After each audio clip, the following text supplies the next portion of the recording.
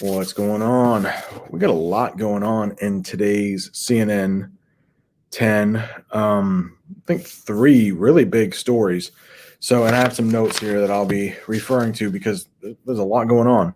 So, the first thing CNN 10 is going to talk about that I want to tell you a little bit about is after the president gives their annual message or State of the Union.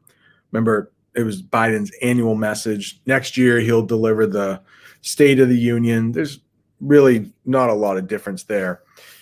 Often, most of the time, the president will hit the road and have these rallies and try to speak to the people because it's actually the people that determine a lot that goes on in this country through elections.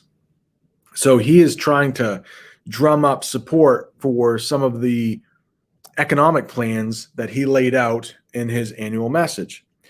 For instance, I don't know if you remember, we talked about potential free community college and free preschool. Now, nothing's free. Okay.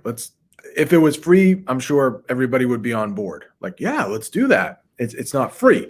What has to happen is either some of that federal money, the money that the government gets from collecting taxes, will have to be diverted. So maybe like a bridge that is in need of repair, maybe some of that money would be funneled into a different project. It probably, I mean, I'm trying to simplify it. It would probably be in the future or whatever, but it could be something like that. A bridge needs repairing. It doesn't get repaired because the tax money will go to free college, community college, or free preschool.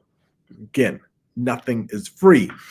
Or the government will raise taxes.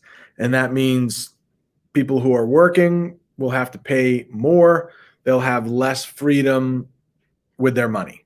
Okay, so nothing's free. I think I've said that 3 times. The money has to come from somewhere.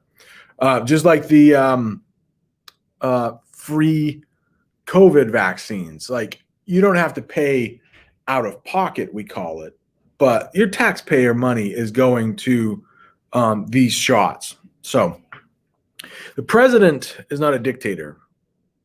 He, or maybe she in the future, need support. So they need support from Congress, remember, House of Representatives and the Senate, because they control the money, but also support from the people. Because remember, there will be elections in 2022 electing all new or maybe re-electing House of Representatives. So if they pass this really big economic bill that might cost $4 trillion and the people aren't on board with that, some of these elected officials might not get reelected. If people feel like, oh, I don't have as much money as I did before this big plan was passed, they might vote somebody new in. Okay. So that's where, like, all three, we talked about government has 3 branches.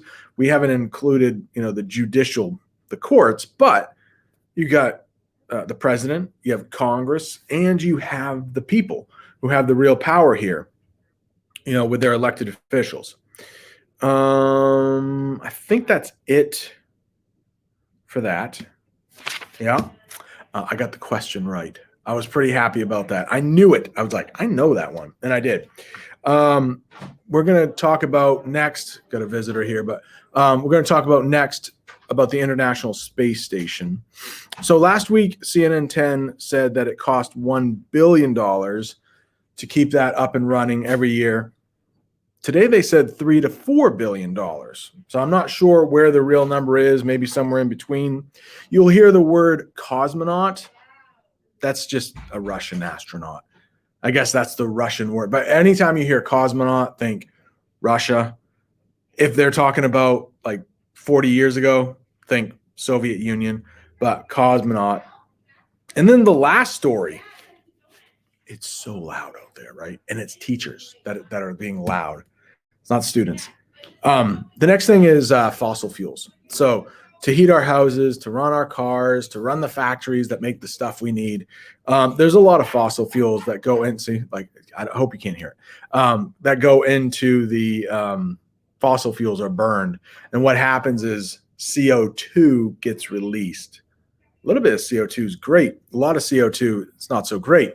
Scientists believe that that's what is causing the atmosphere to heat up. Most scientists believe that. So there is a company called Running Tide. And you know what makes me so mad? CNN 10 doesn't even mention it's a Maine company. I mean, come on, Maine, we're a little state. We don't get a lot of publicity. And then when something potentially cool is happening in our state, they don't even say, hey, here's a Maine-based company. So let me tell you, as I was watching, I was like, looks like that dude was being interviewed in the Old Port in Maine. And I did a little research. Running Tide, it's a Maine company. So I'm going to tell you really briefly about what they're doing. So for some reason, kelp, it's in the sea. It's like seaweed. We might call it seaweed. I do. It's in the sea. But apparently it grows at a very fast rate and it sucks in, like it uses CO2 to live. So the idea sounds a little crazy. You'll definitely see more information in CNN 10, but they're going to grow these kelp ropes. The kelp ropes will take the CO2 out of the air at a quicker rate, and then they'll bury the CO2 deep in the ocean. Now, it sounds like an expensive operation to me. Remember, everything runs on money here. So what they are hoping is that companies will pay them to get rid of the carbon, the CO2. Sometimes they just simply call it carbon. They'll get rid of the CO2, excuse me. And then if it's profitable, if this company is making enough money, then they can find investors who have even more money so that they can grow the business, much larger, because it does. I'm sure it takes time to grow the kelp. You have to use power to get it out into the ocean, but apparently they think that this might work. When I first watched this, I thought, I don't know, maybe. But of course, they've done more research than I have, and they do. The man, I don't remember his name, but the man said that we have the best scientists working with us. Okay. But it might be one of those things like 20 years into the future, people are looking back. Like, can you believe they thought this would work? Like when we look back at the 60s and they were predicting that by 2000 we'd have flying cars. Like, no, not really. We don't. Yeah. So I think that's going to be it for today. Hey, less than 8 minutes.